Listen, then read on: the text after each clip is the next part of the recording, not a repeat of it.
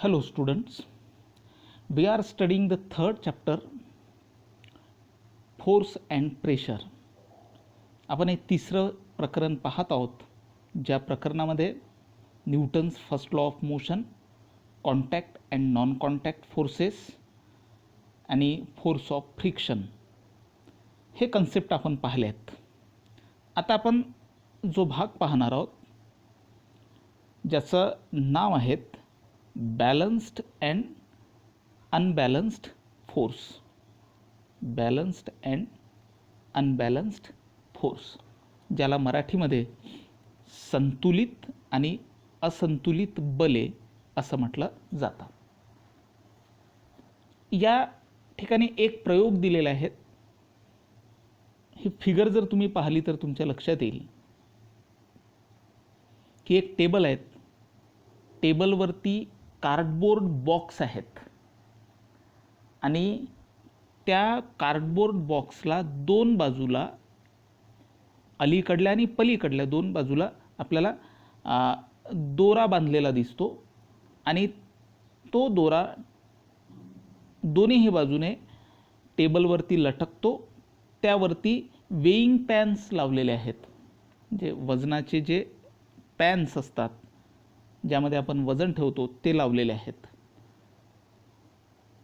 जर त्या पॅनमध्ये सारखं वजन असेल, दोनही पॅनमध्ये, अलीकडल्या आणि पलीकडल्या दोनही पॅनमध्ये सारखं वजन असेल, तर वरचा जो कार्डबोर्ड बॉक्स आहे हा हलणार नाही, कारण त्याच्या दोनही बाजूने सारखाच फोर्स अप्लाय होतो. मात्र जर एका पॅनमध्ये जास्त वजन आणि दुसऱ्या पॅनमध्ये कमी वजन असं जर केलं, तर ज्या पॅनमध्ये जास्त वजन आहे त्या पॅनकडे तो कार्डबोर्ड बॉक्स वरचा, टेबलवरचा कार्डबोर्ड बॉक्स हा सरकेल. जेव्हा वजन सारखे होते, कार्डबोर्ड बॉक्स हा आपली जागा बदलवत नाहीत, अशा वेळेस बॅलन्स्ड फोर्स अप्लाय होतो, म्हणजे संतुलित बल हे अप्लाय होतं. आणि ज्यावेळेस त्या पॅनमध्ये कमी जास्त असे वजनं असतात, तेव्हा जास्त वजनाकडे तो कार्डबोर्ड बॉक्स सरकतो. याला अनबॅलन्स्ड फोर्स म्हटलं जातं.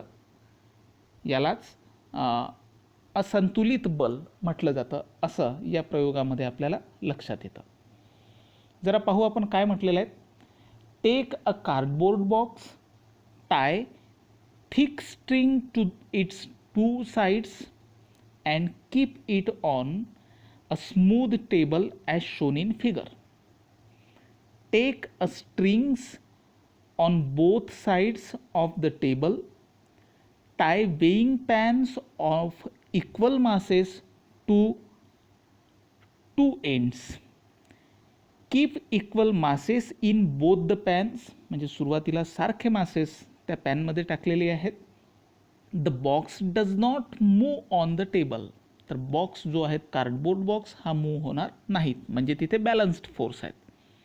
दोनही बाजूने सारखा फोर्स अप्लाय होतो आहेत, त्यामुळे बॉक्स जागा बदलवत नाहीत, म्हणजे तिथे बॅलन्स्ड फोर्स आहेत, संतुलित बल अप्लाय होत आहेत. If more mass is kept in one, if more mass is kept in one pan than other, म्हणजे इथे आपल्याला लक्षात येतं की if more mass is kept in one of the pan than in other, the box starts moving in the direction of that pan. जास्त वजनाकडल्या, जास्त वजन असलेल्या पॅनकडे तो बॉक्स हा मूव्ह होईल. Equal gravitational force acts on both the pans when equal masses are kept in them. This means balanced force act on box with effective force equal to 0. जेव्हा balanced force apply होतो तेव्हा effective force हा 0 असतो, कारण तो box आपली जागा बदलवत नाहीत, म्हणजेच तिथे इफेक्टिव्ह फोर्स हा 0 असतो. As these are acting in the opposite direction. On the contrary, जर आपण दुसऱ्या बाजूने विचार केला तर if more mass is kept in one pan than in the other, the box starts moving in the direction of the pan with more mass. हे सुद्धा आपल्याला माहिती आहे. When unequal forces are applied to the box on the two sides, an unbalanced force acts on the box, resulting in imparting motion to the box. जर unequal force apply होत असेल बॉक्सवरती, म्हणजे ज्या बाजूला जास्त वजन आहेत तिकडे जास्त फोर्स अप्लाय होतो आहेत, ज्या बाजूला वजन कमी आहे त्या बाजूने कमी फोर्स अप्लाय होतो आहे, तर अशा वेळेस जास्त फोर्स असण्याकडे तो बॉक्स मूव्ह होतो. म्हणजेच इथे रिझल्टिंग फोर्स हा विशिष्ट डायरेक्शन प्रदान करतो. वरती जेव्हा बॅलन्स्ड फोर्स असतो तेव्हा रिझल्टिंग फोर्स हा 0 असल्यामुळं तो कार्डबोर्ड बॉक्स हलत नाही. इथे मात्र कार्डबोर्ड बॉक्स हा जास्त फोर्स ज्या दिशेने अप्लाय होतो तिकडे जातो. हे आपल्याला बॅलन्स्ड आणि अनबॅलन्स्ड फोर्स नेमका कसा आहेत हे आपल्याला लक्षात आलं. तर आता इथे एक उदाहरण दिलेलं आहे आणि हा खेळ तुम्हीसुद्धा खेळलेले असाल. Children playing tug of war pull the rope in their respective direction. Tug of war, रस्सी खेच, म्हणजे एक रस्सी असते, म्हणजे दोरी असते, दोर असतो जाड, आणि एका बाजूला 2-3 मुलं असतात आणि त्या दोराच्या दुसऱ्या बाजूला 2-3 मुलं असतात आणि ते दोन्ही बाजूकडले मुलं तो जो दोर आहे, ती जी रस्सी आहे, ते आपल्या बाजूने ओढण्याचा प्रयत्न करतात. ज्यावेळेस ती रस्सी दोनही बाजूने सारख्या फोर्सने अप्लाय ओढली जाते त्यावेळेस ती रस्सी आहे त्याच ठिकाणी स्थिर आपल्याला दिसते, म्हणजे तिथे बॅलन्स्ड फोर्स अप्लाय होतो.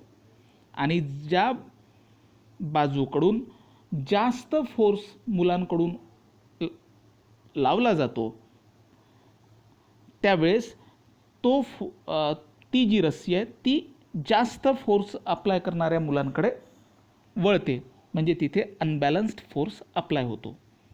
Children playing tug of war pull the rope in their respective direction. If the pull of the force is equal on two sides, the rope does not move. म्हणजे तिथे balanced force आहेत. If the force is more on one side, the rope moves in that direction. This means that initially the two forces are balanced, म्हणजे सुरुवातीला forces हे balanced होते. The rope moves in the direction of the higher force when the forces become unbalanced. जेव्हा जास्त force apply केला गेला एका बाजूकडल्या मुलांकडून तेव्हा अनबॅलन्स्ड फोर्स तिथे अप्लाय झाला. म्हणजे आता तुम्हाला बॅलन्स्ड फोर्स आणि अनबॅलन्स्ड फोर्स हे लक्षात आलेलं असेल. Let us see one more example. इथे पुन्हा एक एक्झाम्पल पाहू आपण. When big grain storage container is required to slide on the ground. म्हणजे ग्राउंडवरती एक चांगलं धान्याचा एक कंटेनर आहेत आणि ते ढकलायचं आहेत, ज्याला आपण प्रामुख्यानं कणगी वगैरे म्हणतो. आपल्या घरी वगैरे असते की ज्यामध्ये आपण धान्य, गहू वगैरे साठवून ठेवले जातात. असं एक कंटेनर आहेत आणि ते जर समजा आपल्याला जमिनीवरूनच ढकलायचं आहे, it becomes easier if 2 persons push it rather than 1. आता ती जी कणगी आहेत ते कंटेनर जे आहेत ते जर एकाच माणसाने ढकललं तर त्याला जास्त फोर्स अप्लाय करावा लागेल, आणि जर ते 2 माणसाने एकाच दिशेने ढकललं तर मात्र फोर्स हा तर होईल काय की फोर्स तर लावावाच लागेल, मात्र ती जी कणगी आहे ती पुढे जास्त स्लाइड होईल. When the force is applied by the both in same direction, the movement is easy. तर अशा वेळेस मोमेंट हे सहज होईल. You may have experience this. हे तुम्हाला माहिती आहे. म्हणजे एका माणसानं जर ती कणगी ढकलली तर ती मुवमेंट इझी होणार नाही, मात्र जर 2ने ढकललं तर ते आधीच्यापेक्षा इझी होईल. तिघांनी जर एकाच दिशेने ढकललं तर अधिक ते इझी होईल. What do you understand from this example. ह्या उदाहरणावरून तुम्ही काय शिकलेले आहात. म्हणजे टग ऑफ वॉरचं उदाहरण आणि हे स्टोरेज कंटेनरचं उदाहरण, यावरून आपल्याला काही गोष्टी शिकायला मिळतात. त्या अशा, पहिला मुद्दा, इथे 3 मुद्दे दिलेले आहेत ABC. पहिला मुद्दा आपल्याला त्यामधला शिकायला मिळतो की if several forces are applied on an object in the same direction, the force equal to their addition acts on that object. म्हणजे म्हटलेलं आहेत की जर सेव्हरल फोर्सेस हे एखाद्या ऑब्जेक्टवरती अप्लाय होत असतील, म्हणजे बरेच फोर्स हे एखाद्या ऑब्जेक्टवरती अप्लाय होत असतील एकाच डायरेक्शनने, तर त्या सर्व फोर्सेसची बेरीज हे आपल्याला त्या ऑब्जेक्टवरती अप्लाय होताना दिसते. म्हणजे ती जी धान्याचं जे कंटेनर आहेत, एका माणसाने समजा 500 न्यूटन एवढा फोर्स अप्लाय केला, दुसऱ्या माणसाने 600 न्यूटन एवढा फोर्स अप्लाय केला. दोघांनी फोर्स हा एकाच डायरेक्शनने अप्लाय केला, तर त्या कंटेनरवरती एकूण 500 अधिक 600 बरोबर 1100 न्यूटन एवढा फोर्स अप्लाय होईल. बरोबर आहे. दुसरं असं म्हटलं आहे, दुसरं वाक्य की if 2 forces are applied on one object in direction opposite to each other. आता पहा, आता विरुद्ध दिशेने जर फोर्स अप्लाय केला, the force a force equal to their difference acts on the object. तर अशा वेळेस त्या जर फोर्स हा म्हणजे दोघांनी फोर्स अप्लाय केला मात्र विरुद्ध दिशेने फोर्स अप्लाय केला, तर अशा वेळेस दोघांच्याही फोर्सची वजाबाकी होते. डिफरन्स म्हणजे वजाबाकी एवढाच फोर्स त्या ऑब्जेक्टवरती अप्लाय होतो. म्हणजे काय की समजा तेच स्टोरेज कंटेनर आहेत, धान्याचं कंटेनर आहेत, एका माणसाने 600 न्यूटन फोर्स अप्लाय केला एका दिशेने आणि त्याच्या विरुद्ध दिशेने दुसऱ्या माणसाने 500 न्यूटन फोर्स अप्लाय केला, तर नेमका त्या कंटेनरवरती किती फोर्स अप्लाय झाला. तर एका माणसाने 600 न्यूटन आणि दुसऱ्या माणसाने 500 न्यूटन मात्र विरुद्ध दिशेने. म्हणजे समजा ते कंटेनर आहेत, एक माणूस पूर्वेकडे 600 न्यूटन एवढा फोर्स अप्लाय करून राहिलेला आहे, पूर्वेकडे ढकलतो आहेत ते कंटेनर, 600 न्यूटन फोर्स अप्लाय करतो आहे. दुसरा माणूस हा पश्चिमेकडे ढकलतो आहे तेच कंटेनर आणि अप्लाय करतो आहे 500 न्यूटन फोर्स. तर अशा वेळेस नेमकं त्या कंटेनरवरती किती फोर्स अप्लाय झाला, तर तिथे सबट्रॅक्शन आपल्याला करावं लागेल दोघांच्याही फोर्सची, कारण फोर्सची डायरेक्शन ही अपोजिट आहेत. म्हणजे एका माणसाने 600 न्यूटन फोर्स अप्लाय केला, विरुद्ध दिशेने 500 न्यूटन फोर्स अप्लाय झाला, तर एकूण 600 मधून 500 गेले, किती होईल 100 न्यूटन फोर्स एवढाच ॲक्च्युली त्या कंटेनरवरती अप्लाय झाला. हे आपल्याला लक्षात येतं. See, a force is expressed in magnitude and direction. Force is expressed in magnitude and direction. म्हणजे फोर्स ह्या फिजिकल क्वांटिटीला मॅग्नेट्यूडही असते आणि डायरेक्शनही असते, म्हणून force is a vector quantity. म्हणजे ज्या क्वांटिटीमध्ये मॅग्नेट्यूडही आहेत आणि डायरेक्शनही आहेत. आता इथे आपण पाहिलं की 500 न्यूटन 600 न्यूटन हे काय झालं, मॅग्नेट्यूड. आणि डायरेक्शनसुद्धा माहिती आहेत की एका व्यक्तीने पूर्वेकडे ढकललं, दुसऱ्या व्यक्तीने पश्चिमेकडे ढकललं, म्हणजे त्याला डायरेक्शन आली. म्हणजे फोर्स ही अप्लाय होत असताना त्यामध्ये डायरेक्शन पण असते. मॅग्नेट्यूडही आहेत आणि डायरेक्शनही आहेत अशा फिजिकल क्वांटिटीला व्हेक्टर क्वांटिटी म्हटलं जातं. प्रेशर ही सुद्धा एक क्वांटिटी आहे, मात्र प्रेशरमध्ये फक्त मॅग्नेट्यूड असते, डायरेक्शन नसते. त्यामुळं प्रेशर ही स्केलर क्वांटिटी आहेत. प्रेशर हा कन्सेप्ट आपण पुढे शिकू. ठीक आहे. पुढे या टेबलमध्ये पहा काय म्हटलेलं आहे. If more than one force are acting on a body then effect on the body is due to net force. म्हणजे जर एकापेक्षा जास्त बल, जास्त फोर्स हे जर अप्लाय होत असतील एका ऑब्जेक्टवरती, एका कंटेनरवरती जर आपण म्हणलं, तर सर्व फोर्सची गोळाबेरीज म्हणजेच नेट फोर्स हा त्या ऑब्जेक्टवरती अप्लाय झालेला असतो. आता इथे म्हटलेलं आहे की when a force is applied on a stationary object it moves. जर एखाद्या स्थिर वस्तूवरती जर आपण फोर्स अप्लाय केला तर ती मूव्ह होते. It speed and direction change, आणि तिची स्पीड आणि डायरेक्शनसुद्धा चेंज होते.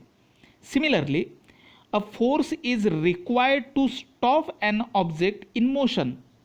एखादी ऑब्जेक्ट जर मोशनमध्ये आहे, कंटिन्युअस मोशनमध्ये आहे, तर तिला स्टॉप करण्यासाठी सुद्धा फोर्स अप्लाय करावा लागतो. म्हणजे काय लक्षात येतं, एखादी वस्तू स्थिर असेल तर तिला मोशनमध्ये नेण्यासाठी फोर्स अप्लाय केला जातो. त्याचप्रमाणे एखादी वस्तू मोशनमध्ये असेल तर तिला स्थिर करण्यासाठी सुद्धा फोर्सचा अप्लाय करावा लागतो. मात्र फोर्सचं एवढंच काम नाही आहे. पुढे म्हटलेलं आहेत की an object can change its shape due to force.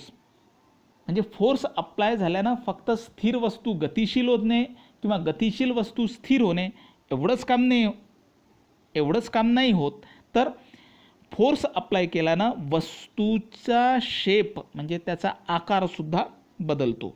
आता उदाहरण दिलेलं आहे. While kneading a dough made from flour. म्हणजे तुम्हाला माहीत आहेत की कणिक, गव्हाची जे कणिक आहेत तिला चुरत असताना तिचा आकार बदलतो. बरोबर आहेत. म्हणजे त्यावरती फोर्स अप्लाय केल्यामुळंच काय झाला, त्याचा आकार बदलला. The dough changes its shape when the force is applied. A potter applies a force in a specific direction while shaping the pot. कुंभार हा मातीपासून भांडं तयार करत असताना त्या ओल्या मातीला विशिष्ट आकार देतो, म्हणजे त्याला फोर्स अप्लाय करतो, म्हणून त्याचा आकार बदलत असतो. Rubber band when stretched expand. Rubber बँडला जर आपण ताणवलं तर ते सुद्धा ताणतं, म्हणजे तिथे त्या रबर बँडचा सुद्धा काय होतो, आकार बदलतो. म्हणजे आता या 3 उदाहरणांवरून तुमच्या काही गोष्टी लक्षात आलेल्या असेल की फोर्समुळं फक्त स्थिर वस्तू गतिशील तर होतेच, गतिशील वस्तू ही स्थिर सुद्धा फोर्समुळं करता येते. तर तिसरी गोष्ट आपल्याला शिकायला मिळाली की फोर्समुळं एखाद्या वस्तूचा आकारसुद्धा बदलवता येतो. जसं कणिक चुरणे, भांडी बनवत असताना ओल्या मातीला आकार देणे आणि रबर ताणवणे, हे 3ही उदाहरणं अशी आहेत की ज्यामध्ये वस्तूचा आकार बदलतो. कशामुळे, तर फोर्स अप्लाय केल्यामुळे. हे आपल्याला या ठिकाणी शिकायला मिळालं. आता बघू आपण इनर्शिया. इनर्शिया म्हणजे जडत्व. काय असतं हे इनर्शिया हे जर आपण समजून घेऊ. इथे 2 ॲक्टिव्हिटी दिलेल्या आहेत. पहिल्यांदा म्हटलेलं आहे की we have seen that an object changes its state of motion due to force. आपल्याला माहिती आहे की स्टेट ऑफ मोशन ही बदलवता येते फोर्स अप्लाय केल्यामुळे.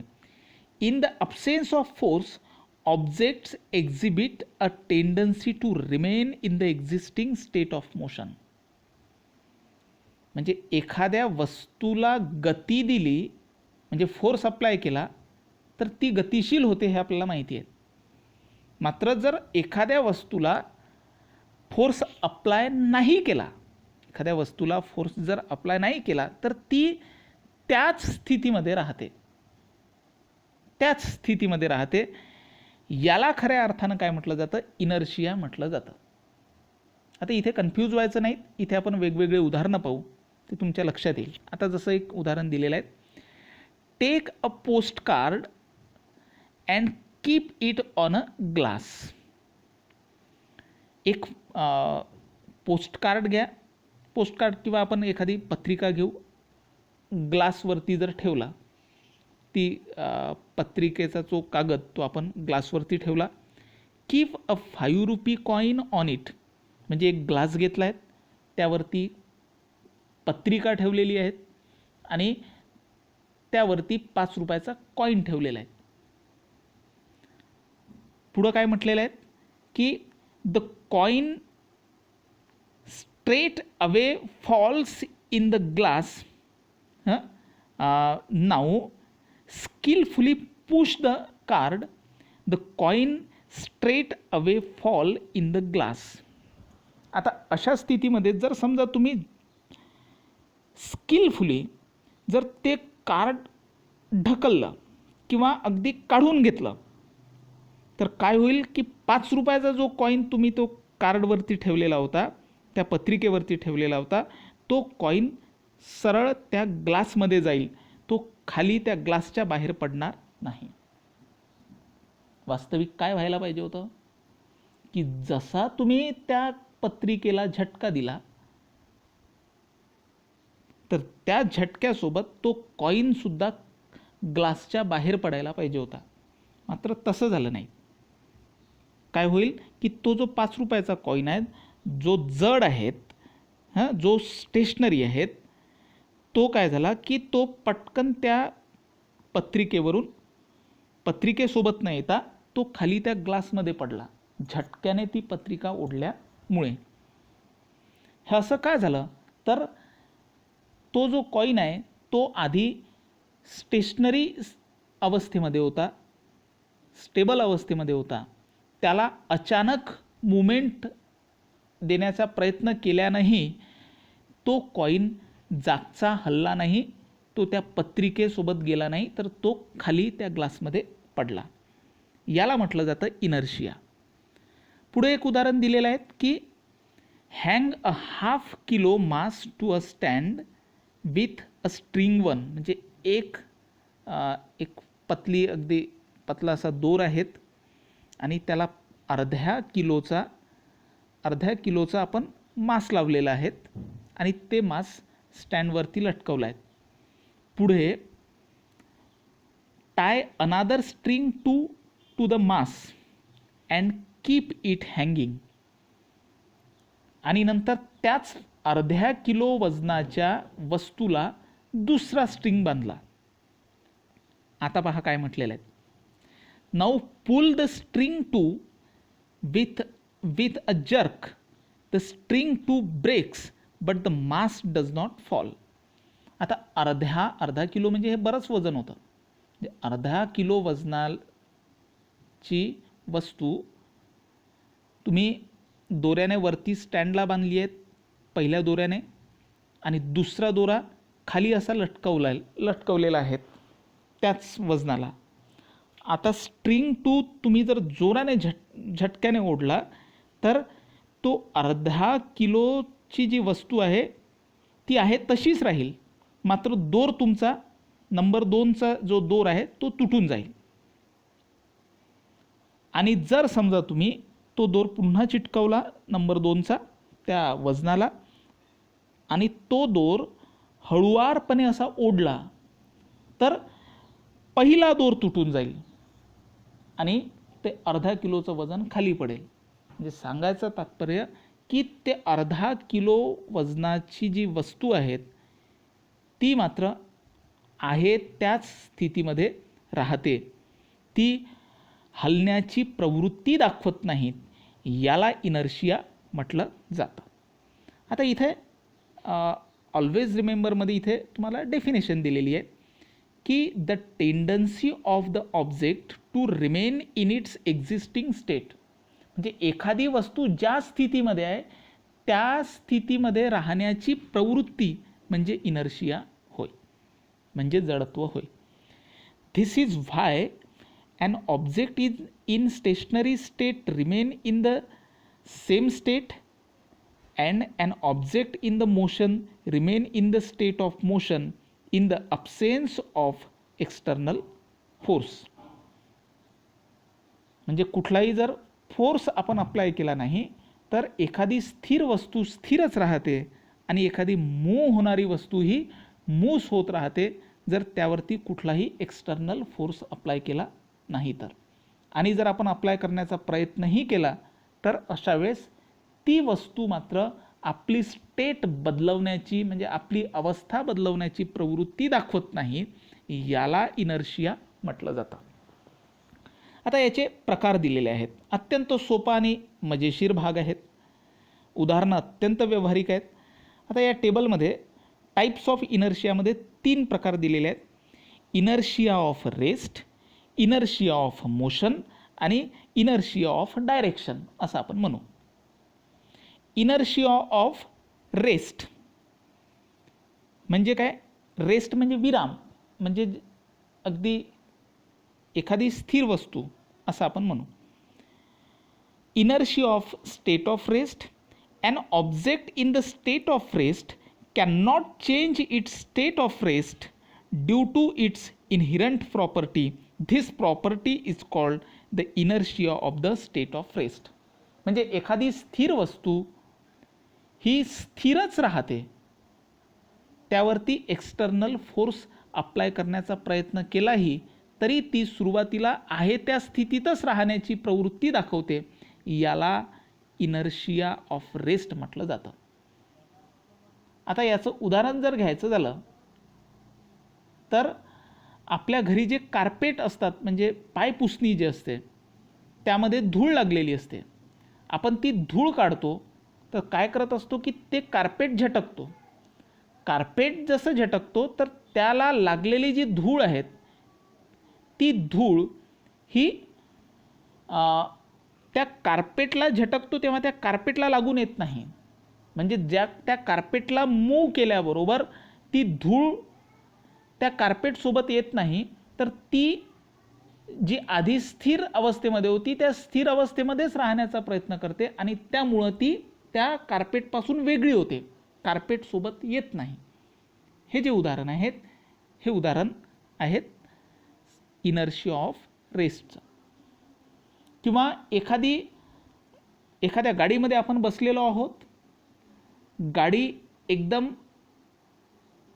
बंद आहेत आणि आता गाडी जर एकदम सुरू झाली आणि चालायला लागली तर अशा वेळेस आपल्याला सुद्धा धक्का लागतो, अगदी आपण मागं फेकलं जातो, कारण गाडी ही पुढे गेलेली असते. म्हणजे गाडीला स्पीड आलेला असतो मात्र आपल्या शरीराच्या वरच्या भागाला स्पीड आलेला नसतो आणि त्यामुळं आपण मागं ढकललो जातो. म्हणजे आपण आधी जसं रेस्ट या स्टेटमध्ये असतो तसंच नंतरही त्या स्टेटमध्ये आपलं शरीर राहते जरी त्या गाडीचा स्पीड म्हणजे जरी ती गाडी चालू झालेली असेल तरी.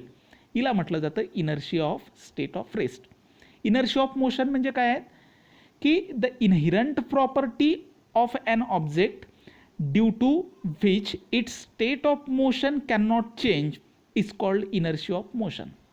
म्हणजे एखादी एक वस्तू जर मोशनमध्ये असेल आणि तिला आपण थांबवण्याचा प्रयत्न केला असेल तरी ती थांबवण्याची प्रवृत्ती दाखवत नाहीत, हिला म्हटलं जातं इनर्शिया ऑफ मोशन. आता याचं सुंदर उदाहरण आहेत की रिव्हॉल्विंग इलेक्ट्रिक फॅन. आपल्या घरच्या फॅन फिरत असताना जर आपण बटन बंद केली, स्विच ऑफ केला फॅन, तरीसुद्धा काही वेळपर्यंत तो फॅन फिरतच राहतो. म्हणजे तो आधी मोशनमध्ये होता, नंतर बटन बंद केली तरी तो थांबला नाही, तर तरी तो मूव्हिंगच करतो थोडा वेळ. म्हणजे याचा अर्थ त्याची आधी मोशन करण्याची जी प्रवृत्ती होती तीच बटन बंद केल्यानंतरही कायमच आहेत. याला म्हटलं जातं इनर्शिया ऑफ मोशन. त्यानंतर inertia of direction. Inherent property of an object due to which the object cannot change the direction of its motion is called directional inertia. म्हणजे एखाद्या वस्तूला जी डायरेक्शन मिळालेली आहे, मोशनसोबत जी डायरेक्शन मिळालेली आहे, त्याच डायरेक्शनने ती वस्तू जाते. तिची डायरेक्शन बदलवण्याचा जर प्रयत्न केला तरीसुद्धा ती आहे त्याच पूर्वीच्याच डायरेक्शनमध्ये जाण्याचा प्रयत्न करते. याला म्हटलं जातं इनर्शिया ऑफ डायरेक्शन किंवा directional inertia. For example, if a vehicle in motion along the straight line suddenly turns, the passengers sitting in it are thrown opposite to the direction of turning. म्हणजे एखाद्या एक स्पीडनं जाणाऱ्या गाडीमध्ये जर आपण असू आणि स्ट्रेट लाईनमध्ये, म्हणजे एक सरळ एक गाडी जात आहेत, त्या गाडीमधला पॅसेंजर जरी त्या गाडीचा म्हणजे डायरेक्शन बदलवली तरी त्या पॅसेंजर हा मात्र आधीच्याच डायरेक्शनने जाण्याची प्रवृत्ती दाखवतो. म्हणजे त्याचं शरीर हे आधीच्याच डायरेक्शननं जातं. याला म्हटलं जातं डायरेक्शनल इनर्शिया. माझ्या मते इनर्शिया आणि त्याचे प्रकार हे तुम्हाला समजलेले असतील. या व्हिडिओमध्ये आपण बॅलन्स्ड अँड अनबॅलन्स्ड फोर्स आणि इनर्शिया अँड इट्स टाईप्स हा भाग पाहिलेला आहे. पुढचा भाग आपण पुढल्या व्हिडिओमध्ये पाहू.